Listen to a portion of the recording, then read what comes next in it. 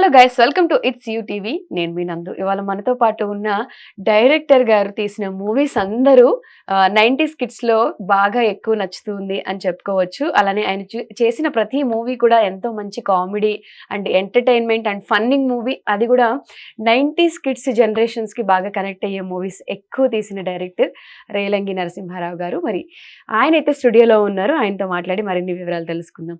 నమస్తే అండి. నమస్తే అండి. నమస్తే. ఎలా ఉన్నారు? సూపర్ బాగుందండి. హ్యాపీ. సో అమ్మ బొమ్మ సినిమా చూడగానే ఎవరయ్యా ఈ సినిమా తీసింది, చిన్నప్పుడు ఫుడ్ తినకపోయినా అది ఉంటది కదా, అమ్మ బొమ్మ చూపించి అన్నం తినిపిస్తాం ఇలా భయపెట్టేవారు. ఆ డైరెక్టర్ మీరే అని నాకు మీ చేసిన వీడియోస్ రీసెర్చ్ లో తెలిసిన తర్వాత మీరు చూస్తే ఎంత సాఫ్ట్ గా కూల్ గా ఉన్నారు. బట్ మీరు తీసిన మూవీస్ అన్ని లైక్ మోర్ ఫన్ అండ్ ఏదైనా ఎక్స్ట్రీమ్ లో ఎంటర్టైన్ చేసే కంటెంట్ ఉంది. అసలు మీ ఎక్స్పీరియన్స్ ఎలా ఉంది సార్? అది మరాఠీ ఫిల్మ్ అండి. అది ఏది అమ్మ బొమ్మ మరాఠీలో సూపర్ హిట్ అయింది. సూపర్ హిట్ అయిన తర్వాత మా గురువు దాసనారాయణరావు గారు నా డైరెక్షన్ లో తీద్దామని కొన్నారు. నన్నే పంపించి బాంబేకి హీరో, ప్రొడ్యూసర్ అండ్ డైరెక్టర్ ఒక ఆయనే మొత్తం ఆ సినిమా మరాఠీలో నన్ను కొన్నాడు. కొన్న తర్వాత అప్పటికి గ్రాఫిక్స్ లేవు మనకి. మేము టెక్నికల్ గా డబుల్ ఎక్స్పోజర్ అని ఇదని ఇట్లాగే చేయడం తప్పించి ఆప్టికల్ వర్క్, గ్రాఫిక్స్ లేవు అప్పట్లో, అంత ఫేమస్ కాదు, లేవు. మరి వితౌట్ గ్రాఫిక్స్ చేయాలి ఆ సినిమా. మరాఠీలో ఎలా చేశారని నేను ఎంక్వైరీ చేశానండి. ఎంక్వైరీ చేస్తే రామదాస్ పాడ్జే అని ఆయన మిస్సెస్ శ్రీమతి రామదాస్ పాడ్జే ఇద్దరు కలిపి ఒక షాప్ రన్ చేస్తారు, పపెట్ షాప్. డిఫరెంట్ పపెట్ షాప్లు. ఆయనే అది వర్క్ చేశాడు ఆ పిక్చర్ వితౌట్ గ్రాఫిక్స్. థ్రెడ్లు కట్టి రన్ చేస్తూ ఎన్ని చేశాడండి ఆయన టోటల్ గా. ఆయన్ని తీసుకొచ్చి మళ్ళీ మేము ఆఖరికి మా గురువుగారు చేయలేకపోయారు, మా బంధువులు ఎవరో చేస్తానంటే గురువుగారి దగ్గర తీసుకుని ఆ సినిమా నేను చేశానండి. ఇప్పటికీ అందరూ అమ్మో బొమ్మ రేలంగి కాదే అనుకుంటారు. ఎందుకంటే ఒకసారి భయం వేస్తుంది ఆ బొమ్మను చూస్తే. పీక్ పట్టి చెప్పేయడానికి ట్రై చేయడం, అది చేయడం, ఇది చేయడం. ఇప్పటికీ ఇన్స్టాగ్రామ్ రీల్స్ లో ఓం బగబుగే భగిని భాగవతుని భగవాహనే ఓం పట్ స్వాహ అని స్టిల్ అందరికి గుర్తుండిపోయే డైలాగ్. ఇప్పటికీ అది వస్తే ఒక మంచి ఫీల్. అమ్మో ఈ సినిమా చిన్నప్పుడు మనల్ని బాగా భయపెట్టింది అనుకుంటూ ఉంటాం. సో అది రైటింగ్ వర్క్ అంతా కూడా మీదేనా సార్? డైలాగ్ లేదండి, వాళ్ళే మొత్తం స్క్రిప్ట్ అంతా వాళ్ళే రీమేక్. మీరు డైరెక్షన్ అయితే నా డైరెక్షన్ ఓ రైటర్ని పెట్టుకుని ఆ రైటర్ ద్వారా డైలాగులు రాయించేవాడిని. మనం ఇక్కడ నేటివైజ్ చేసుకున్నాం డైలాగులు. అంటే నేటివైజ్ అంటే మన వెర్షన్. డైరెక్టర్స్ అనగానే సార్ బేసిక్ గా అన్ని కాంబినేషన్స్ లోనూ సినిమాలు తీస్తారు. లవ్ స్టోరీ తీస్తారు, మళ్ళీ పొలిటికల్ గా కొన్ని మూవీస్ ఉంటాయి, రకరకాల జోనర్ కి సంబంధించిన మూవీస్ ఉంటాయి. బట్ మీరు ఎన్నో మూవీస్ చేశారు. అన్ని మూవీస్ కూడా సూపర్ డూపర్ హిట్ అయిన మూవీసే ఎక్కువ మనం చూడొచ్చు. అది కూడా ఫుల్ టు కామెడీ. అంటే మీకెందుకు ఎక్కువ కామెడీ సినిమాలు తీయాలి అనిపించింది? నేను మా గురువు గారి యూనిట్ లో పనిచేసేటప్పుడు అందరూ నన్ను అనేవారు, వీడు సీరియస్ గా ఉంటాడు ఎప్పుడూను, ఎప్పుడు చూసినా ఒకవేళ పొరపాటు డైరెక్టర్ అయితే వీడు సీరియస్ సినిమాలే తీస్తాడు, చూడలేక చాపాలు రానివాడు. అటువంటిది నేను ఫస్ట్ తీసింది సీరియస్ సినిమా చందమామ. ఆ గురువు గారు అప్ చెప్పారు నాకు, ఆ సినిమా చేశాను. ఆ సినిమా వచ్చి మాదిరెడ్డి సులోచన గారి నావెల్ సంధ్య అని. అది ప్రొడ్యూసర్కి డిస్ట్రిబ్యూటర్కి వచ్చినటువంటి చిన్న క్లాష్ వల్ల ఆగిపోయింది. ఇది పిక్చర్ రిలీజ్ ముందు ఆగిపోయింది, రెడీ అయిపోయి. తర్వాత ఇంకో ప్రొడ్యూసర్ మళ్ళీ రామారావు గారు బావంబరిది ఆయన రామ్మోహన్ రావు గారు, ఆయన వచ్చారు. సో ఆయన సినిమా చేశాను. Chandramohan Prabha comedy, out and out comedy. అది మంచి 100 days ఆడేసింది. మళ్ళీ అదే ప్రొడ్యూసరు యాండో శ్రీమతి గారు సినిమా అని నా కథ, అది మంచి హిట్ అయింది. తర్వాత మళ్ళీ ఇల్లంతా సందడి చంద్రమోహన్ గారు. ఈ మూడు చంద్రమోహన్ గారితో హిట్లు కొట్టేటప్పటికి ఇండస్ట్రీలో స్టాంప్ పట్టుకుని కూర్చుని ఉన్నారు అందరూ. రాజేంద్ర ప్రసాద్ గారు, చంద్రమోహన్ గారు. చంద్రమోహన్ గారు, రాజేంద్ర ప్రసాద్ లేడండి దాంట్లో లేరు, కానీ మీరు తీసిన మూవీస్ లో ఈ రెండు కాంబినేషన్స్ అనేవి ఎక్కువ. ఈ లోపల వాళ్ళు ముద్రేసారు నాకు హాస్య దర్శకుడు అని. సో అందరూ ప్రొడ్యూసర్లు నాకు చంద్రమోహన్ గారు కావాలి, మీ కాంబినేషన్లో కావాలి, చేయాలి. అది అయిన తర్వాత మళ్ళీ నాకు ఈయన తగిలేడు, ఎవరు మా రాజేంద్ర ప్రసాద్ గారు సెకండ్ సెటప్. ఆయన తగిలేడు. ఆయనతో 32 సినిమాలు, ఇంక ప్రతి వాళ్ళు వచ్చిన వాళ్ళు నా కాంబినేషన్ ఎప్పుడైతే హిట్ అయిందో వరుసగా రాజేంద్ర ప్రసాద్ రేలంగ్ గారు, ఇంక దీంతో ఏమైపోయిందంటే నా షాప్కి వచ్చే వాళ్ళందరూ కామెడీ సినిమాలు కావాలని. కానీ మధ్యలో చేశాను నేనండి, దాగుడు మూతల దాంపత్యం అని నాగేశ్వర గారితో చేశాను. అవుట్ అండ్ అవుట్ కామెడీ కాదండి, కామెడీతో కూడినటువంటి సెంటిమెంట్. అలాగే సంసారం శోభన్ బాబు గారితో చేశాను. శోభన్ బాబు గారు, శారద, రమ్యకృష్ణ దాంట్లో లేదు, సారీ, రమ్యకృష్ణ దాగుడు మూతల దాంపత్యంలో, శారద గారు, రమ్యకృష్ణ. ఇక్కడ శోభన్ బాబు గారు, శారద గారు, రాజేంద్ర ప్రసాద్, వాణి విశ్వనాథ్. సెంటిమెంటల్ మూవీ అండి, చక్కని ఫ్యామిలీ డ్రామా, అది చేశాను. కృష్ణరాజు గారితో యమధర్మరాజు అనే యాక్షన్ సినిమా చేశాను, యమధర్మరాజు అని. అలాగే రేవతితో మానస వీణ అని సినిమా ఒకటి చేశారు, క్లాసికల్ సినిమా మానస వీణ. అలాగే సుమన్ గారితో ఇద్దరికి రెడీలు చేశాను, action cinema, Suman and Bhanuchander. అలాగే జీవన జ్యోతి అని సీరియస్ ఫిల్మ్ విత్ జయసుధ గారు. విశ్వనాథ్ గారు జీవన జ్యోతి కాదండి, మన జీవన జ్యోతి అది. సో ఇవన్నీ చేసినప్పటికీ కూడా ఏమైందంటే, అలాగే తెల్ల గులాబీలు అని ఒక లవ్ సబ్జెక్టు, అత్యద్భుతంగా సబ్జెక్ట్ అండి. చేసినప్పటికీ కూడా నాకు ఏమైందంటే కామెడీ మీద ఎక్కువ ఫోకస్ అయిపోయింది, ఆడియన్స్ లో కానీ ప్రొడ్యూసర్స్ లో కానీ. దానివల్ల నేను ఇంకా కామెడీ డైరెక్టర్ గా ముద్రపడిపోవాల్సి వచ్చింది. సో దాని వల్ల మీరు ఎక్కువ కామెడీ సినిమాలు తీయాల్సి వచ్చింది, కామెడీ సినిమాలు చేయవలసి వచ్చింది. అంటే మీకు ఏ కైండ్ ఆఫ్ ఎక్కువ తీయడం ఇంట్రెస్ట్ ఉండింది? నాకు ఫ్యామిలీ డ్రామా సెంటిమెంట్ అండి, ఫ్యామిలీ డ్రామా సెంటిమెంట్ నాకు ఎప్పుడు. అండ్ రాజేంద్ర ప్రసాద్ గారితో కూడా అసలు ఆయన్ని ఎన్ని రకాలుగా చూపించాలో అన్ని రకాలుగా చూపించేశారు మీరు. ఆయనతో మీ బాండింగ్ ఎలా ఉండింది? బ్రహ్మాండంగా ఉండేదండి, గొప్ప అండర్స్టాండింగ్ అండి. నాకు ఏం కావాలి అనేది మైండ్ లో అర్థం చేసుకునేవాడు. డైరెక్టర్ గారికి ఈ కథ ప్రకారం ఇలా కావాలి అనుకుని సీన్ విన్న వెంటనే ఆ విధంగా చేసేవాడు టోటల్ గా. అతనికి ఏ టైప్ ఆఫ్ క్యారెక్టర్ అయితే మోల్డ్ అవుతుంది అని నేను రైటర్ తో కూర్చున్నప్పుడు డిస్కస్ చేసి ఆ విధంగా నేను మలిచేవాడిని. సో ఆ విధమైనటువంటి అండర్స్టాండింగ్ మా ఇద్దరికి. సో ఇంత మంచి మంచి అద్భుతమైన సినిమాలు తీసిన మీరు మిడిల్ లో ఎందుకు మళ్ళీ ఏ సినిమాలు తీయకుండా అలా డ్రాప్ అయిపోయారు? షాప్ అనేది ఎప్పుడు క్లోజ్ చేస్తారండి? ఎందుకు క్లోజ్ చేస్తారు? పర్మనెంట్ గా కస్టమర్స్ ఎవరు రాకపోతే.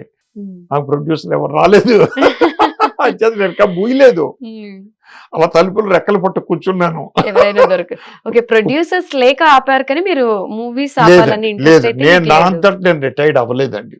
ఓకే, సినిమా ఫీల్డ్ లో ఒకటేనండి, కళారంగం. సినిమా ఫీల్డ్ అంటే కళారంగం నేను చెప్పేది. Either technician or artist, anybody కళారంగంలో రిటైర్మెంట్ లేదండి వాళ్ళకి, లేదు. అల్టిమేట్ ఫైనల్ దే రిటైర్మెంట్ అండి, అంతే. అప్పటి వరకు మన కోట శ్రీనివాసరావు గారు మొన్నటిదాకా చెయ్యాలనే తాపత్రయపడ్డాడు పాపం. సో ఆ అభిలాష ఉంటుంది. మేము అంతటా మేము ఎప్పుడు క్లోజ్ చేయమని డోర్స్. ప్రొడ్యూసర్స్ రావాలి అంటే, ఒక ఇంటికి ఒక కోడలు వచ్చింది, ఆ కోడల్ని ఎంత అపురూపంగా చూస్తారండి, అత్యద్భుతంగా చూస్తారు. అడుగు కింద పెట్టనివ్వకుండా పాదాల మీద పెట్టి నడిపించే లెవెల్లో చేస్తారు కోడల్ని. ఇంకో కోడలు వచ్చేటప్పటికి ఏం చేస్తారు, ఈ పాదాల నుంచి ఈ కోడల్ని దించేసి ఇంకో వచ్చిన కోడల్ని ఎక్కించుకుంటారు. అదండి. సో అలాంటి పరిస్థితి ఇక్కడ ఉంటుందండి ఎప్పుడు కూడా. అంటే మీరు చాలా పెద్ద పెద్ద ఆర్టిస్టులు, హీరోలు అందరితో ఇప్పుడు అప్పట్లో మీరు చేసిన హీరోలు అందరూ కూడా స్టిల్ ఇప్పటికీ ఫామ్ లో ఉన్నారు, మంచి మంచి సినిమాలు చేస్తున్నారు. మరి వాళ్ళు ఎప్పుడు మిమ్మల్ని దేనికి రిఫర్ చేయడము, ఇది మీరు చేస్తే బాగుంటుంది అంటే కాదండి. ఇండస్ట్రీలో ఒకటి ఉందండి, ఏంటంటే రేలంగి నరసింహారావు అనే వ్యక్తి బడ్జెట్ లో సినిమా తీస్తాడు, ఎప్పుడు మిడిల్ హీరోస్ తోటి తీస్తాడు అనే ముద్ర ఎప్పుడైతే పడిందో కమర్షియల్ హీరో మన జోలికి రాడండి. తప్పు లేదు. ఎందుకు తప్పు లేదంటే అతనికి కమర్షియల్ డైరెక్టర్ కావాలి, కమర్షియల్ ఎలిమెంట్స్ తో తీసే డైరెక్టర్. ఆ హీరో గారు కూడా ఏం చూస్తాడో, తన ఫ్యాన్స్ ఏమైతే లైక్ చేస్తున్నారో అది చూస్తారు. కాబట్టి Relangi Narasimha Rao comedy family drama చేయగలడు అని చెప్పి ఒక ముద్ర ఎప్పుడైతే పడిపోయిందో మన దగ్గరికి పెద్ద హీరోలు రారండి, జనరల్ గా రారు. తప్పు కూడా కాదు, ఆ హీరోలు ప్రపోజ్ చేయకపోవడం తప్పు కాదు నా ఉద్దేశంలో. ఎందుకంటే వాళ్ళ మార్కెట్ దృష్టిలో పెట్టుకుని చెప్తారు. దీనికి చిన్న ఎగ్జాంపుల్ చెప్తాను మీకు. నేను ఒక ప్రొడ్యూసర్ గారు వచ్చారు నా దగ్గరికి, వచ్చి ఏమండి ఇలాగా సినిమా చేయాలనుకుంటున్నాము, ఎవరు హీరో? శోభన్ బాబు గారు.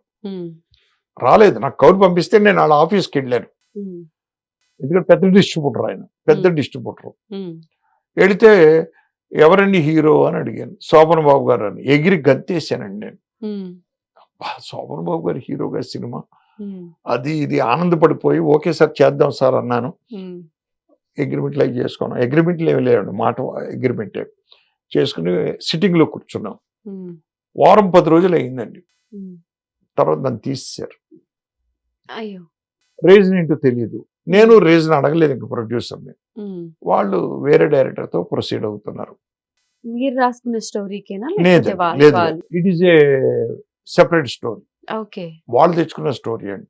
అసలు మీరు ఎప్పుడైనా స్క్రిప్ట్ వర్క్ కి హెల్ప్ చేసి మీరు రాసిన స్టోరీస్ కి వేరే వాళ్ళ పేర్లు పడడం ఇలా ఏమైనా జరిగాయా? ఆ తర్వాత చెప్తాను. ఇప్పుడు మీకు ఇది కంటిన్యూ చేశాను. ఇది అయిపోయింది. అయిపోయిన తర్వాత అంటే హీరో ప్రమేయం లేకుండా మనల్ని ఎందుకు తీసేస్తారు? శోభన్ బాబు గారు తీయించేశాడు అని నా కోపం. ఓకే, నేను శోభన్ బాబు గారు ఫిలిమ్స్ కి అసోసియేట్ గా అట్లుగా పనిచేశాను గురువు గారి దగ్గర, దాసర్ గారి దగ్గర బాగా పరిచయం నాకు. గురువు గారి దగ్గర షూటింగ్కి వెళ్ళినప్పుడు ఈ షూటింగ్ లో ఉండేవాడు. నేను అసలు సైలెంట్ గా వెనకాల నుంచి ఆయన్ని విష్ చేయకుండా కూడా వెళ్ళిపోయాను. కోపం నాకు, శోభన్ బాబు గారు తీయించాడు ఆ సినిమాకి అని. మళ్ళీ ఇంకో ప్రొడ్యూసర్ గారు వచ్చారు. ఇప్పుడు తీసిన సంసారం తీసిన సినిమా ప్రొడ్యూసర్ గారు, సార్ ఇలాగ మనం సినిమా చేయాలండి. అలాగేనండి, ఎవరండి? శోభన్ బాబు గారు. ఒకసారి శోభన్ బాబు గారిని అడగండి, రేలంగి నరసింహారావుని పెట్టుకుందాము అని. అవసరం లేదండి, అన్నీ ఓకే, మీరు ప్రొసీడ్ అవ్వండి అన్నాడు. మీకు చేయడానికి ఇష్టమైతే మీరు వచ్చేయండి అన్నాడు. అలాగే సార్, రేపు మీకు కన్ఫర్మేషన్ ఇస్తాను నేను అన్నాను. తెల్లారిపోతుంది శోభన్ బాబు గారి దగ్గరికి వెళ్ళాను. రిసీవ్ చేసుకున్నాడు. రేలంగి నరసింహారావు గారు కూర్చోండి, బాగున్నారా, అది ఇది అని. బాగున్నాను సార్, ఇట్లాగా వాళ్ళ ప్రొడ్యూసర్ వచ్చారు సినిమాకని. ఇట్ ఈస్ ఎ రీమేక్ అండి అది. కూర్చున్నాం. మేమే అనుకున్నామండి, నేను ప్రొడ్యూసర్ కలిసి మీ పేరు అని. అంటే మీరు కూడా అనుకున్నారా? అవును సార్. ఏంటి మీ డౌట్ అంటే ఆ సినిమాలో ఎందుకు తీసేమనే కదా. చెప్తాను మీ క్లారిటీ. ముందు ఆ ప్రొడ్యూసర్ గారు వచ్చారు, మేమిద్దరం కలిసి మీ పేరు అనుకున్నాం, ఓకే అన్నారు. 10 రోజుల తర్వాత మళ్ళీ ఆయన వచ్చి నా దగ్గరికి, సార్ బిజినెస్ నాకు వర్కౌట్ అవ్వదు, ఆయన లో బడ్జెట్ లో సినిమాలు తీసే చిన్న డైరెక్టర్, మీరేమో టాప్ పొజిషన్ లో ఉన్నారు, మాకు బిజినెస్ కుదరదండి అన్నాడు. సార్ అక్కడ బిజినెస్ కోసం నన్ను చూస్తారు కానీ రేలంగి నరసింహారావు చూడరు కదా. టాప్ లో నేను ఉన్నప్పుడు నా పేరు చూస్తారు. శోభన్ బాబు గారి సినిమా శోభన్ బాబు గారి సినిమా అంటారు, రేలంగి సినిమా అంటారు కదా. అంటే వద్దండి, నేను చేయలేనండి. ప్రొడ్యూసర్ మిస్టేక్ అది. ప్రొడ్యూసర్ మానేసాడండి. శోభన్ బాబు గారు మ్యాక్సిమం ప్రయత్నం చేశాను నేను అన్నాడు. చేశాను, నేను ఏ సినిమాకి ఏ డైరెక్టర్ని టెక్నీషియన్ తీసేమన్నాను, అటువంటి జరిగింది నరసింహారావు గారు. నేను మళ్ళీ మా గురువు గారు ఆయన బాగా క్లోజ్ ఫ్రెండ్స్, బావా బావా బావా అనుకుంటారండి.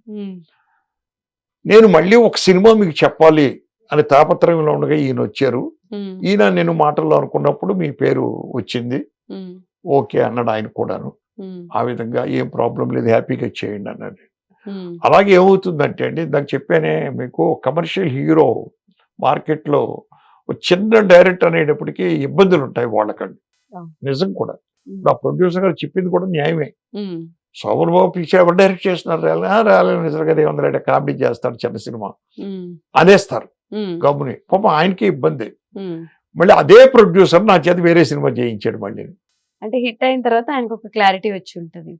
అంటే ఇప్పుడు నాకు అర్థం కాని విషయం ఏంటంటే గురువు గారు, లో బడ్జెట్ లో సినిమాలు తీస్తే వాళ్ళకే అమౌంట్ అనేది మీరు తగ్గిస్తారు. ఆ సినిమా హిట్ అయింది అనుకో, కలెక్షన్స్ వాళ్ళకే వస్తాయి కదా. అంటే ఎక్కువ ఖర్చు పెడితే కాదండి. హీరోల పాయింట్ ఆఫ్ వ్యూలో ప్రొడ్యూసర్ కండి, ఓ ప్రొడ్యూసర్ వెళ్ళినప్పుడు హీరోని ఎంచుకుంటాడు ముందు. కమర్షియల్ హీరో అయితే కమర్షియల్ హీరోని ఎన్నుకుంటాడు. ఓకే. ఆయన దగ్గరికి వెళ్ళి డైరెక్టర్ గురించి, హీరోయిన్ గురించి, కథ గురించి డిస్కస్ చేస్తారు. చిన్న సినిమా అయితే ఏం చేస్తారంటే ప్రొడ్యూసర్ డైరెక్టర్ దగ్గరికి వచ్చి కూర్చుని వాళ్ళిద్దరూ డిస్కస్ చేసుకుంటారు. That is the difference. తప్పేం లేదు, కరెక్టేనండి, అది ఓకే. కరెక్ట్ పద్ధతి. సో అలాగే ఇందాక ఏదో అడిగారు మీరు. అదే అంటే ఇండస్ట్రీలో మేము చాలా విన్నాము, మేమే దానికి డైరెక్షన్ చేసాము, మేమే రైటింగ్ చేసుకున్నాము, but end of the day names మాత్రం ప్రొడ్యూసర్కి నచ్చిన వాళ్ళవి వేసుకుంటారు. ఇలా ఎదురు తిరిగిన వాళ్ళు ఇండస్ట్రీ నుంచి వెళ్ళిపోయిన రోజులు కూడా ఉన్నాయి అని మాట్లాడేవారు చాలా మంది, ఇలా ఇంటర్వ్యూలో ర్యాండమ్ గా చేస్తున్నారు. అది నాకు తెలిసి చాలా తక్కువ అండి, చాలా చాలా 1% తక్కువ అండి. 1% ఉంటారేమో తెలియదు నాకు. ఇప్పటి బట్ వరకు నా సినిమాల్లో నా కథలకి నా పేరే వేసుకున్నాం మేము ఎప్పుడు కూడా అండి. ఒక సినిమాకి అయితే రైటర్ నన్ను అడిగాడు, గురుగారు మనం కూర్చుని ఇద్దరం కూర్చుని కథ తయారు చేసాం, మీరు కథ అని వేసుకోవడం వల్ల పెద్ద ప్రయోజనం ఏమీ లేదు, ఆల్రెడీ మీరు స్వింగ్ లో ఉన్నారు, నాకు కొంచెం ఉపయోగపడుతుంది కథ అని వేసుకుంటే, నేను రైటర్ గా ఫోకస్ అవుతాను, వేసుకోండి అన్నాను. వేసుకున్నాడు ఆయన. మేమిద్దరం కలిసి చేసాం, 50-50 మేమిద్దరం కలిసండి ఆ సబ్జెక్ట్. అంచేత అలాంటి ఆరోపణలు చాలా తక్కువ ఉన్నాయండి, అలా తక్కువ చేస్తారు ప్రొడ్యూసర్లు కానీ వీళ్ళు కానీ టోటల్ గా.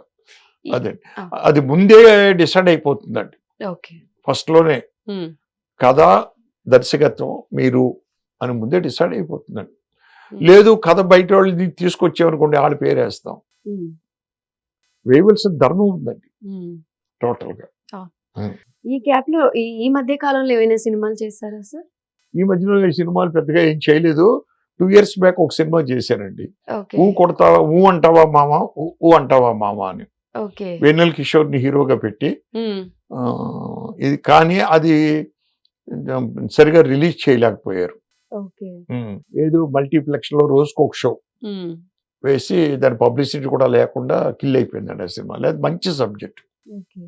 సో ఈ లోపు అంటే ఏదైనా స్టోరీ రాసుకున్నారా? మంచి ప్రొడ్యూసర్ ఇప్పుడు 3-4 స్టోరీలు ఉన్నాయండి నా దగ్గర. మీ దగ్గర ఉన్నాయి? నా దగ్గర ఉన్నాయి. కామెడీ కానీ, సెంటిమెంట్ కానీ, లేకపోతే దీన్ని ఏమంటా హర్రర్, హర్రర్ కామెడీ, కామెడీతో కూడుకున్న హర్రర్. అంటే ఎవరినైనా ప్రొడ్యూసర్ ని మీరు అప్రోచ్ అయ్యారా, లేకపోతే మీ వరకు? నేను ఎప్పుడు ఏనాడు ప్రొడ్యూసర్ అప్రోచ్ అవ్వనండి, నా దగ్గర పెద్ద వీక్నెస్ అదే ముందు నుంచి. నా దగ్గరకు వచ్చిన ప్రొడ్యూసర్ కి మాత్రం న్యాయం చేయడానికి పోరాడతానండి, న్యాయం చేయడానికి సిన్సియర్ గా పనిచేయడానికి పోరాడతాను. ఇప్పుడు ఈ మధ్యన 3-4 వచ్చారండి, వాళ్ళ కోసమని సబ్జెక్టులు తయారు చేస్తున్నానండి. ఇద్దరేమో ఆల్రెడీ సబ్జెక్టులతో వచ్చారు, ముగ్గురు. ఇద్దరు మాత్రం సబ్జెక్టులు లేకుండా వచ్చారండి. వాళ్ళకి నేను చెప్పిన సబ్జెక్టులు నచ్చినాయి, వస్తారండి రేపు మాపు. అదే స్టిల్ ఇప్పటికీ హోప్ ది బెస్ట్, మళ్ళీ ఒక మూవీ ఇవ్వాలి అని. ఎప్పటికీ కాదు, ఎప్పుడూ ఉంటుందండి మాకు, ఎప్పుడూ ఉంటుంది, ఉండాలి మనకండి ఎప్పుడు కూడా. మరి నాగేశ్వరరావు గారితో కూడా మీరు వర్క్ చేశారు కదా, అన్నపూర్ణ ప్రొడక్షన్ అంత పెద్దది. అన్నపూర్ణ ప్రొడక్షన్స్ లో చేయలేదండి నాగేశ్వరరావు గారితో. నాగేశ్వరరావు గారితో BVSL అని ప్రసాద్ గారు అని ఇప్పుడు పెద్ద ప్రొడ్యూసర్, ఆయన చేయించారు, ఆయనతో చేయించారు. అండ్ ఇప్పుడు వాళ్ళకే పెద్ద ప్రొడక్షన్ ఉంది కాబట్టి వాళ్ళ సైడ్ నుంచి ఎప్పుడు మీకు కాల్ రావడము, అప్రోచ్ అవ్వడం ఏం జరగలేదా? చెప్పాను కదండి మీకు, కొత్త కోళ్ళు రాగానే పాత కోళ్ళు పక్కన పడుతుందండి. అంటే వాళ్ళు కూడా డబ్బు పెట్టుబడి చేస్తున్నారు కదండి ప్రొడ్యూసర్లు. సో ఇప్పుడున్న యంగ్స్టర్స్ అందరూ కూడా కొత్త డైరెక్టర్ పిక్చర్లు చూడడానికి ఇదవుతారు, కానీ పాత డైరెక్టర్లది తక్కువ మంది చూస్తారు. ఆ సినిమా రిలీజ్ అయ్యి ఫస్ట్ షోకి ఎక్స్ట్రాడినరీ టాక్ వచ్చేస్తే అప్పుడు చూస్తారు ఎగబడి, సమస్య లేదు. అప్పుడు అంటారు గోల్డ్ నెవర్ బికమ్ ఓల్డ్ అని, అప్పుడు అంటారు.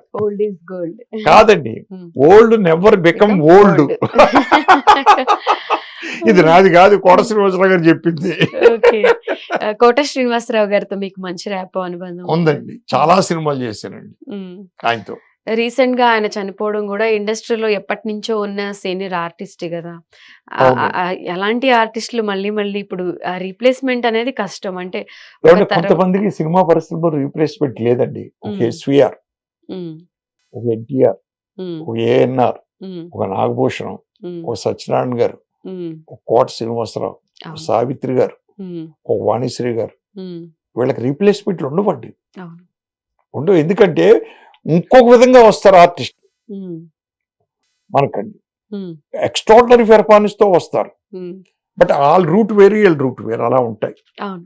టోటల్. ఇప్పుడు అవును. కామెడీ తీస్తున్నారు చాలా మంది. ఉమ్, నేను జంజాల్ గారు కామెడీ ఒకేసారి ప్యారలల్ గా తీసామండి. ఉమ్, నా స్టైల్ వేరు, ఆయన స్టైల్ వేరు, ఉమ్. అలా ఉంటాయండి స్టైల్స్.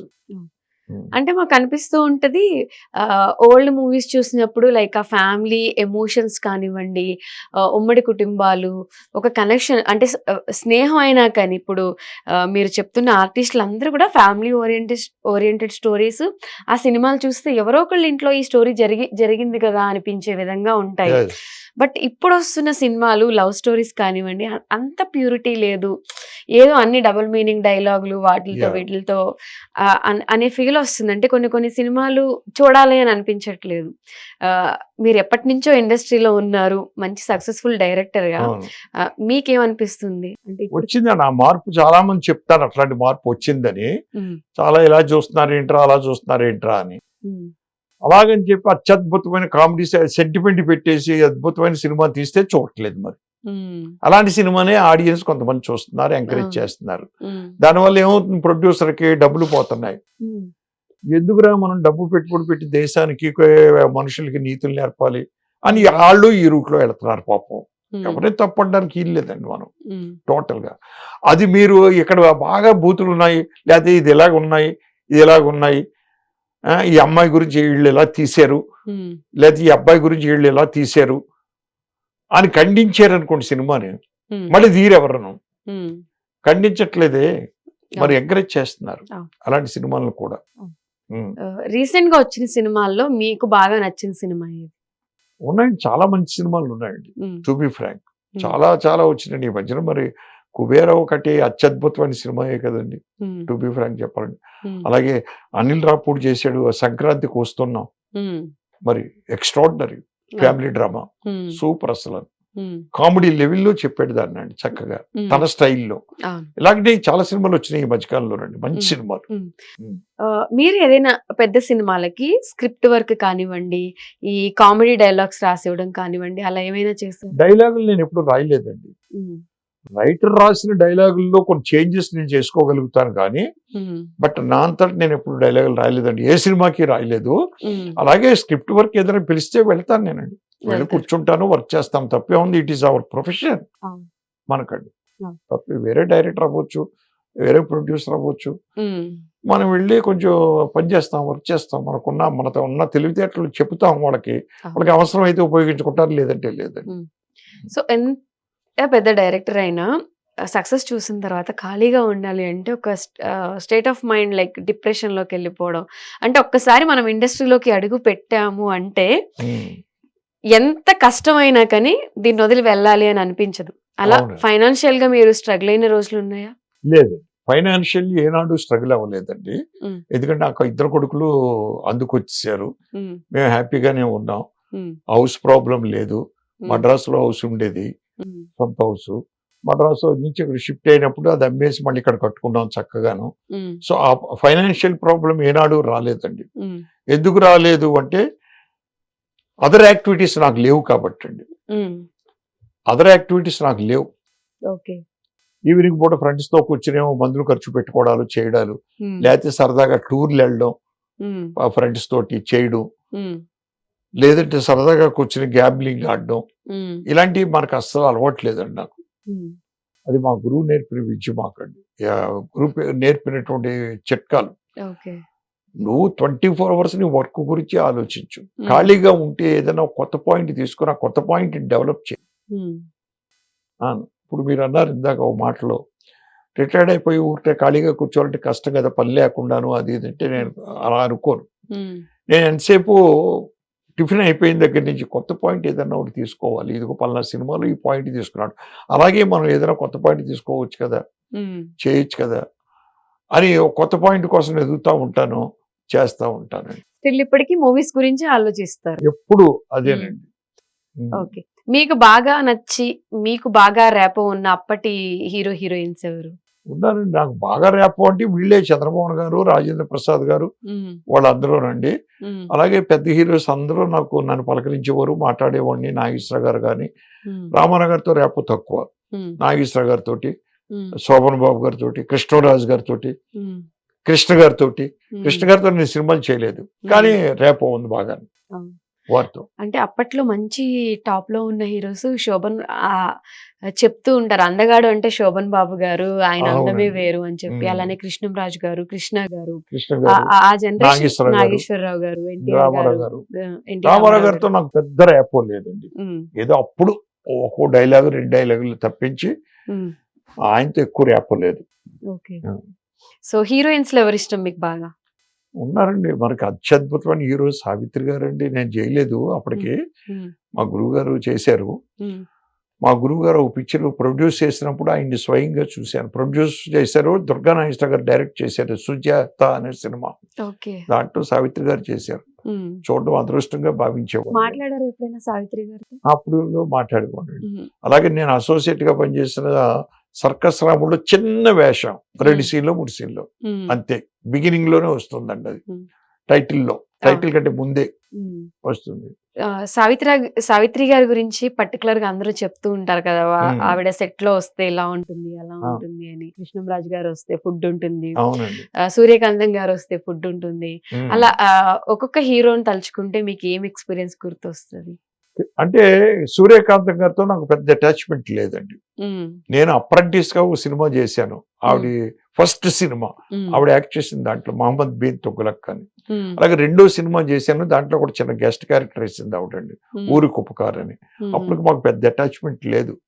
సో ఆవిడ గురించి వెండమే కానీ నేను ప్రత్యక్షంగా చూడలేదండి.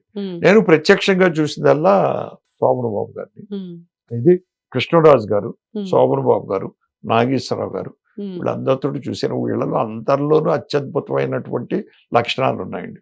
అవి నేర్చుకుంటే చాలు. మనోడు కృష్ణ గారు కానీ, కృష్ణరాజు గారు కానీ, ఈయన కానీ, మన శోభన్ బాబు, నాగేశ్వర గారు కానీ, వీళ్ళతో.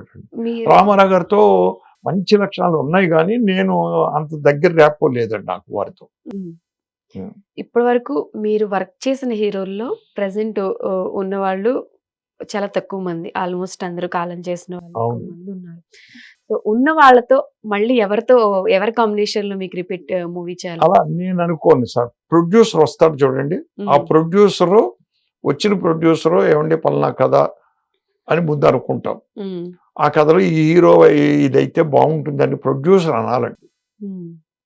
ఎందుకంటే బిజినెస్ పరంగా ఆయన ఆలోచిస్తాడు. నేను ఎంతసేపు ఏంటి డైరెక్టర్ గా పెర్ఫార్మెన్స్ వాల్యూ ఆలోచిస్తాను నా స్క్రిప్ట్ లో. ఇక్కడ పెర్ఫార్మెన్స్ వాల్యూయే కాదు, కావాల్సింది ప్రొడ్యూసర్ సాలబిలిటీ కూడా ఉండాలి. రేపొద్దున చిన్న హీరోతో సినిమా తీసినా కూడా సాలబిలిటీ ఉండాలి. అంటే నష్టం లేకుండా ఏదైనా ప్రొడ్యూసర్ పాయింట్ ఆఫ్ వ్యూ అంటారు. అతని డబ్బులు అతనికి రావాలి, వస్తే ప్రొడ్యూసర్ బతికి మళ్ళీ 2వ సినిమా తీస్తాడు.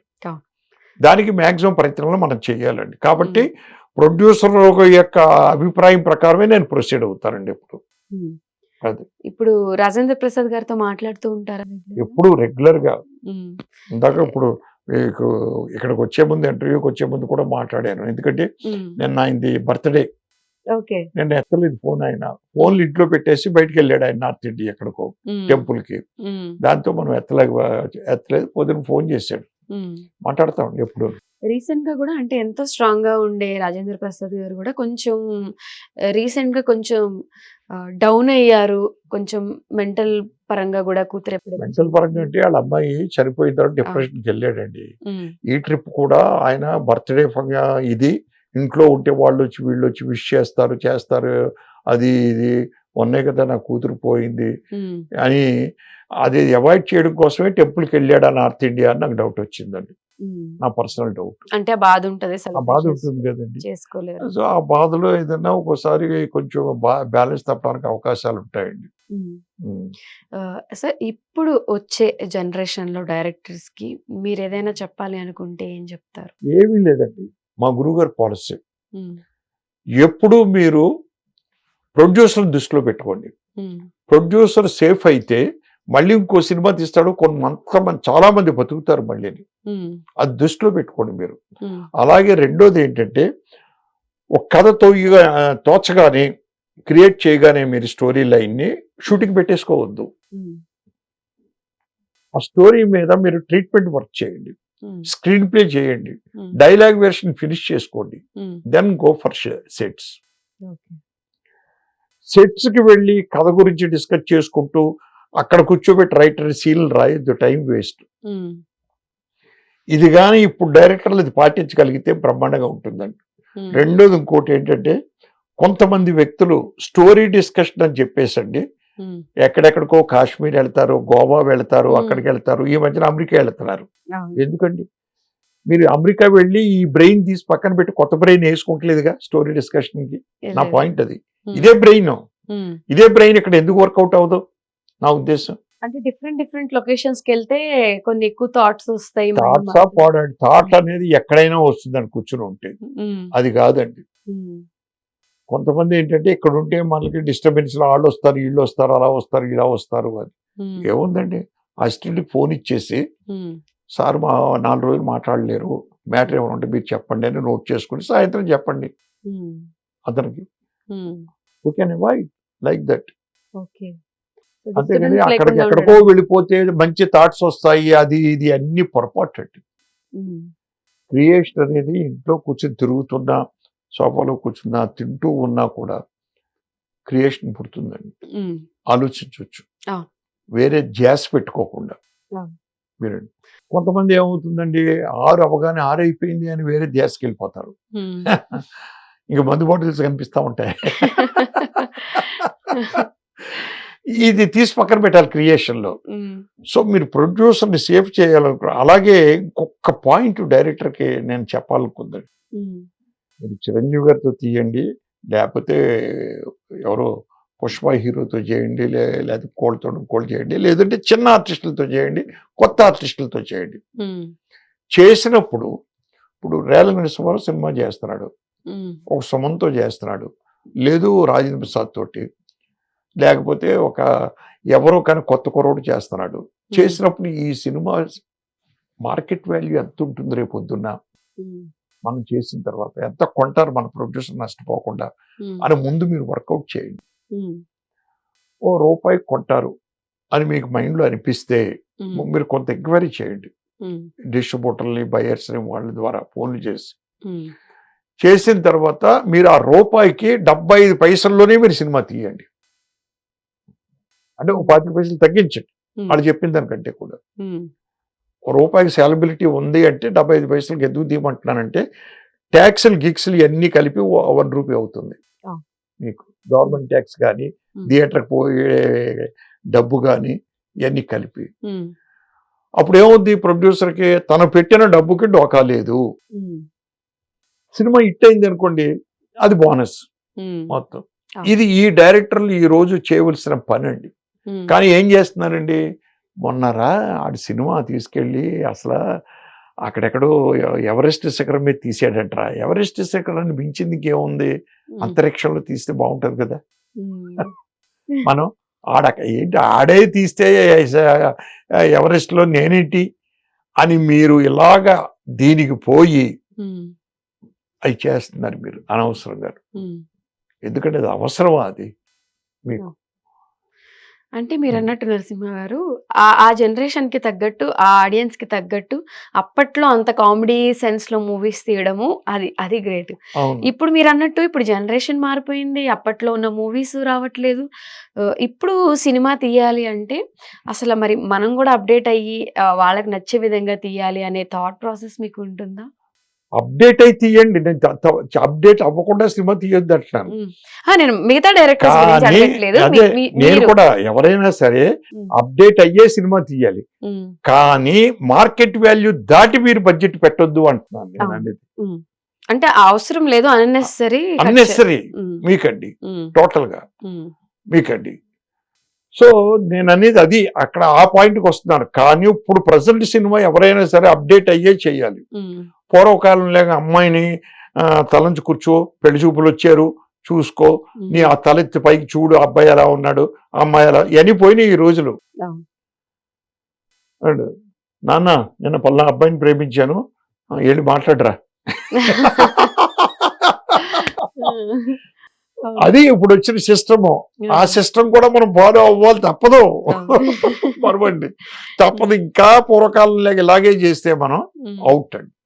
నేను అనేది మార్చండి, మీరు సిస్టమ్స్ మార్చండి, చేయండి అంతా. ఇప్పుడు మా గురుగారు ఒక సినిమా కొన్నారండి, ఒక సబ్జెక్ట్ కొన్నారు దాసనారాయణరావు గారు. అది నేను ఇప్పుడు ఏ ప్రొడ్యూసర్ వచ్చినా చేయాలని కూర్చుని ఉన్నాను. అట్ ప్రెసెంట్ సబ్జెక్ట్ అండి. ఎంత అట్ ప్రెసెంట్ సబ్జెక్ట్ అంటే అది మగపిల్లలకి పెళ్ళిళ్ళు అవ్వట్లేదు. మగపిల్లల తండ్రులు దేశాల మీద తిరుగుతున్నారు, ఆలబొమ్మలు పట్టుకొని మ్యారేజ్ బొరియలు చుట్టూ తిరుగుతూ. ఎందుకు వచ్చింది ఇది తేడా అని దాంట్లో ఫ్లాష్ బ్యాక్ వెళ్తే, పూర్వకాలం నుంచి మనకు వచ్చిన ఒక సాంప్రదాయం ఏంటంటే, ఆడపిల్ల పుట్టిందిరా బాబోయ్, దీన్ని పెంచలేము, దాన్ని చదివించలేము, దాన్ని పెళ్లి చేయలేము, ఎందుకురా బాబు అని కుప్పతొప్పుల్లో పడేయడం, హాస్పిటల్లో వదిలేసి పారిపోవడాలు, లేదు అంటే నీకెందుకు చదువు, అమ్మకు తోడుండు కిచెన్లో అండ్ ఇలా చేసిన రోజుల వల్ల ఈ రోజు అబ్బాయి మారిపోయింది సిస్టమ్. ఆడపిల్ల వాల్యూ తెలిసి వచ్చింది వాళ్ళకి, తెలిసి వచ్చి ఆడపిల్ల కూడా ఆత్మధైర్యంతో ముందుకెడతా ఉంది. కాబట్టి తనకు నచ్చినోడు చేసుకోవడానికి ఇష్టపడుతుంది వాడిని. వీళ్ళు ఏం చేస్తున్నారు, సోంబేరిలాగా తిరుగుతూ మనం మగాడం రా, మనకింత డబ్బు వస్తుందిరా కట్టిన మనకేంటి అనుకుంటాడు. తీరా సంబంధాలకు వెళ్తే ఏమి లేవు, రావు. ఇలాంటి ఓ సబ్జెక్ట్, అత్యద్భుతమైన సబ్జెక్ట్ అండి. మొత్తం స్క్రిప్ట్ రెడీ చేసి పెట్టించాం. ఎప్పుడు ప్రొడ్యూసర్ రావాలని చూస్తున్నాను నేనండి. దాంట్లో అన్ని అత్యద్భుతమైన ఇన్సిడెంట్లు ఉన్నాయండి. అంటే మీరు దాసరి నారాయణ గారు ఇన్స్పిరేషన్ అన్నారు కదా, నేను కూడా ఒకసారి ఆయన కలిసాను అనమాట. అంటే ఇండస్ట్రీ పెద్ద అంటే దాసరి నారాయణ గారు ఉంటే బాగుండేది, ఆయన ఉంటే ఇండస్ట్రీలో కొంతవరకైనా కొన్ని మార్పులు, కొన్ని ప్రాబ్లమ్స్ కి సొల్యూషన్స్ ఇప్పటికి వచ్చుండేవి, ఆయన లేకపోవడం తీరని లోటు అంటూ ఉంటారు. ఆయన మీరు గురువుగా భావిస్తున్నారు కాబట్టి అసలు దాసరి నారాయణ గారి గురించి మీరు ఏం చెప్తారు? అత్యద్భుతమైన వ్యక్తి అండి. సినిమా సినిమా అని, నా సినిమాయే నా ప్రాణం అని చాలా మంది స్టేజ్ల మీద చెప్తారు. కాదు, సినిమా అంటే ప్రాణం అనేవాళ్ళు తక్కువ మంది ఉన్నారండి. ఆ తక్కువ వరుసలో మొదటి వరుసలో ఉంటారు మా గురువు దాసనారాయణరావు గారు. 24 hours సినిమా సినిమా సినిమా గురించి ఆలోచిస్తాడండి. మొట్టమొదటిలో తను డైరెక్టర్ అవ్వాలి, చెయ్యాలి, ఓ దర్శకుడుగా నిలబడాలి నేను అనుకున్న తాపత్రయంతో పోరాడిన వ్యక్తి పైకి వచ్చిన తర్వాత సాటి టెక్నీషియన్లు, సాటి ఆర్టిస్టులు పడుతున్న బాధల్ని అర్థం చేసుకుని దాన్ని తీర్చడానికి ప్రయత్నాలు చేయడానికి రంగంలోకి దిగాడండి ఆయన. అర్ధరాత్రి పూట వెళ్ళి ఎవరైనా తలుపు తట్టినా కూడా తలుపు తీసి, ఏంటి ఇలా వచ్చారు మీరు, ఏంటి ప్రాబ్లము, ఇది తెల్లారి పొద్దున్న దాన్ని కూర్చోబెట్టి విత్ ఇన్ 2 days సాల్వ్ చేసేవాడండి. ఓ ప్రొడ్యూసర్కి డైరెక్టర్కి కానీ, ప్రొడ్యూసర్కి ఆర్టిస్ట్కి కానీ, ఆర్టిస్ట్కి డైరెక్టర్కి కానీ, లేకపోతే ప్రొడ్యూసర్కేనే టెక్నీషియన్స్ కానీ వచ్చిన గొడవల్ని సర్దుమని చేసేవాడు. అప్పట్లో ఎవరికి ఏ ప్రాబ్లం వచ్చినా కూడా అత్యద్భుతంగా సాల్వ్ చేసేవాడు కూర్చోబెట్టి టోటల్ గా. సో అంటే ఇప్పట్లో ఇండస్ట్రీలో ఎన్ని లోపల ఎన్ని జరుగుతున్నా దాసరి గారి తర్వాత ఆ ప్లేస్ ని రీప్లేస్మెంట్ చేయగలిగిన వాళ్ళు, అలా ఓన్ చేసుకుని అందరూ మన వాళ్ళే అనుకుని ప్రాబ్లమ్స్ సాల్వ్ చేసే వాళ్ళు ఎవరు అయితే లేరు అని. అంటే లేరు అంటే అది చాలా కష్టమైన విషయం అండి అలా సాల్వ్ చేయడం అనేది. ఇప్పుడు చిరంజీవి గారు ఉన్నారు, చిరంజీవి గారు ఎంతవరకు చేయగలుగుతున్నాడు పాపం. ఆయన అందరూ నా వాళ్ళే అనుకుంటున్నాడు. ఆయన ఎవరికైనా ఏదన్నా సిన్సియర్ గా ఆపదొస్తే ఆదుకుంటున్నాడు ఆయన. కానీ ఇలాంటి తగాదాలు తీర్చడం అనేది కష్టమైన పని అండి. ఆయన టైం వేస్ట్ చేసుకుని తగాదాలు ఎక్కడ కూర్చోబెట్టి చేస్తాడు ఆయన, చేయకూడదు. ఒక ఆర్టిస్ట్ ఆయన, అందరికి విరోధం అవ్వకూడదు ఆయన. ఆయన అందరికీ తల్లో నరకలేక ఉండాలి ఆయన. దాసరి గారు అలా కాదు. దాసరి గారు ఏంటి వాళ్ళు నేను విరోధం అయితే ఏంటి, ఓ మంచి చేస్తున్నాను ఇక్కడ. అవతరాలు కూడా అలాగే కోపంతో తనకి రాంగ్ జడ్జిమెంట్ వచ్చిందని బయటికి వెళ్ళినా కూడా మళ్ళీ 2 రోజుల్లో దాసరి గారే కరెక్టరా అనే ఫీలింగ్ అంచేత అలాంటివి లేవండి. చిరంజీవి గారు ఎంతవరకు చేస్తున్నారంటే ఫైనాన్షియల్ హెల్ప్ చేస్తున్నారు చాలా మందికి. ప్రాబ్లం వస్తే చూస్తున్నారు పాపం, ఆరోగ్య రీత్యా కానీ ఇంకోటి కానీ అది ఓకే. కానీ ఇలాంటి పనులు చేయలేరండి ఆయన. కష్టం చేయకూడదు ఆయన, నా ఉద్దేశం. చేయలేరని కాదు, చేయకూడదు ఆయన. సార్ ఫైనల్ గా ఇన్ని మంచి మూవీస్ తీసి యాజ్ ఎ సక్సెస్ఫుల్ డైరెక్టర్ గా ఎంతో మందిని ఎంటర్టైన్ చేశారు. మీ సినిమాలకి ఇప్పటికీ అభిమానులు ఉన్నారు కాబట్టి మీరు తీసిన సినిమా నుంచి ఏవైనా ఒక 2 డైలాగులు ఎప్పటికీ ఎవరి గుర్తులేవండి నాకు. గుర్తులేదు. చెప్పాలంటే ఓకే. సో అమ్మ బొమ్మ మీకు గుర్తు లేకపోయినా అమ్మ బొమ్మ డైలాగ్ అయితే అందరికి ఉంటాయండి. గుర్తుంటది. ఎన్ని కామెడీ డైలాగులు అండి మేము చేసింది, అవును అత్యద్భుతమైన కామెడీ డైలాగులు. అవును అవును. సూపర్ గారు. అవును. ఉమ్. ఫైనల్ గా మీ అభిమానులందరికీ ఏదైనా చెప్పాలంటే ఏం చెప్తారు? ఏముందండి, ఎంతకాలం నన్ను ఆదరించినందుకు ధన్యవాదాలు తెలియపరచుకుంటాను నిజంగా కూడా. ఉమ్. ఇంకా రాబోయే రోజుల్లో మంచి సినిమాలు ఇవ్వడానికి ప్రయత్నం చేస్తారండి. అదే. ఓకే. సో మీతో మాట్లాడితే చాలా విషయాలు తెలిసాయి. అండ్ ఇంత కూల్ గా ఉన్న డైరెక్టర్ అసలు అంత కామెడీ, అసలు మిమ్మల్ని చూస్తుంటే అంటే అంత కామెడీ, మీరు అన్నారు కదా ఇందాక సెట్ లో ఎవరో అవునండి. కూర్చుంటే ఇంత సీరియస్ గా ఉంటారు, కామెడీ సినిమాలు అవును. చేయించాలి అని. మీరు కూల్ గా ఉన్నారు, ఎలాంటి సినిమాలు అంటున్నారు మీరు. వెన్న ఎప్పుడు మెత్తగానే ఉంటుంది కదండి. బ్రెడ్ మీద వెన్న రాసేది ఎవరు? ఒక కత్తి. నేను ప్రొఫెషన్ లో దిగేటప్పటికి కత్తిలాగా మారిపోతాను. ఉన్నంతకాలం వెన్నలాగే ఉంటాను. ఓకే.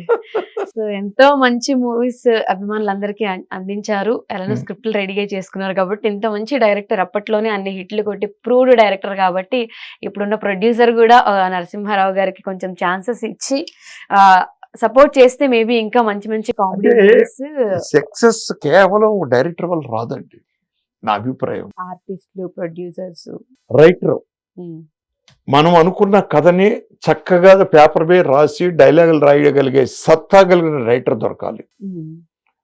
మేము ఇంత తయారు చేసుకున్నా ఆర్టిస్టులు పెర్ఫార్మెన్స్ సెట్ మీద చేయగలగాలి. అవుట్పుట్ వాళ్ళు ఇవ్వగలిగితేనే నాకు నేను చేసిన శ్రమకు ఫలితం దక్కుద్ది. కానీ ఇక్కడ ఇంకా పురుషం పడలేదు కామయ్యే. ఇంకా ఈ అవుట్పుట్ కెమెరాలోంచి సెల్యులాయిడ్ మీదకి తీసుకొస్తున్నాడు కెమెరామెన్. ఆయనలో గొప్పతనం, ఆయన గొప్పతనం. దీన్ని తీసిన తర్వాత ఎడిటింగ్ చేస్తున్నాడు ఎడిటర్, నా పక్కన కూర్చునే చేస్తా ఉంటాడు. గుడ్ సజెషన్స్ ఇస్తూ ఎన్ని చేయాలి. సో ఇది ఒక్కడికి సంబంధించి కాదండి, it is a team work. నాకు తెలిసి ఈ టీం వర్క్ లోనే సక్సెస్ వస్తుంది.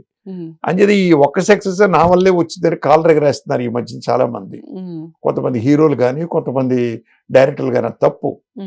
మీ వెనకాల ఇంతమంది స్టాఫ్ ఉంటున్నారు కాబట్టి ఒక మ్యూజిక్ డైరెక్టర్ తీసుకోండి, మీరు చేసిన సీన్కి అత్యద్భుతమైన మ్యూజిక్, ఆ బ్యాక్గ్రౌండ్ మ్యూజిక్ వేసి, కామెడీ అయితే కామెడీలో, లేదు సెంటిమెంట్ అయితే ఆ విషాదం పలికేలాగా, లేదు అనుకుంటే పాటలు మంచి హుషారు కలిగించే పాటలు చేయడం అతను గొప్పతనం. సో ఇంతమంది మీద ఆధారపడి ఉందండి టీం వర్క్. నేను ఎప్పుడు అదే అంటాను, it's not one man show. అంటే ఇలా చాలా తక్కువ మంది చెప్తారు సక్సెస్ నాదే కాదు, నాతో పాటు ఉన్న 24 క్రాఫ్ట్స్ కూడా అని చెప్పి మీరు ఓపెన్ గా చెప్తున్నారు. అండ్ ఇలానే మంచి మంచి మూవీస్ చేయాలి, మీకు ఇంకా ఏవైతే కాన్సెప్ట్లు చేయాలని ఉందో అవన్నీ చేయాలి, మళ్ళీ మమ్మల్ని ఎంటర్టైన్ చేయాలి అని హార్ట్ఫుల్ గా కోరుకుంటున్నాను. Thank you so much.